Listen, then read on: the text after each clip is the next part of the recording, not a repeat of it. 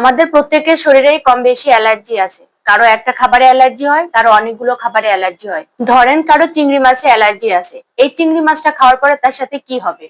চিংড়ি মাছটা যখন সে খাবে, তার শরীরে যে ইমিউনিটি পাওয়ারটা থাকবে এটা এলোমেলো হয়ে যাবে। ফলে আমাদের রক্তের ভিতরে থাকা মাস্ট কোষ বা মাস্ট সেল নামে এক ধরনের সেল থাকে, এটা ভেঙে যাবে। এই মাস্ট সেলের ভিতর থাকে বিভিন্ন ধরনের কেমিক্যাল, যেগুলো মূলত অ্যালার্জিক রিয়াকশন গুলো ঘটায়। যখন মাস্ট সেল ভেঙে যাবে তখন এই কেমিক্যাল গুলো বাইরে বের হয়ে যাবে এবং অ্যালার্জিক রিয়াকশন ঘটাবে। ফলে আমাদের সারা শরীরে চুলকাবে, লাল হবে, ফুলে যাবে। যার শরীরে যত বেশি মাস্ট সেল ভাঙবে তার তত বেশি অ্যালার্জিক রিয়াকশন হবে। এখন আমরা তো জানি না কার শরীরে বেশি ভাঙবে কার কম, বা আজকে কতটা ভাঙবে কালকে কতটা ভাঙবে।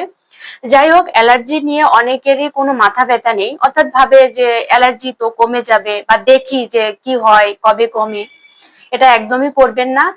এই অ্যালার্জিক রিয়াকশন গুলো অনেক সময় সিভিয়ার পর্যায়ে চলে যায়, ফলে পেশেন্ট শকেও চলে যেতে পারে। আর এই অ্যালার্জিক রিয়াকশনের কারণে যে শক হয় সেটা হচ্ছে অ্যানাফাইল্যাকটিক শক। যদি অ্যালার্জির পরিমাণ খুব পরিমাণে বেড়ে যায় অবশ্যই হসপিটালে যাবেন এবং চিকিৎসা নেবেন।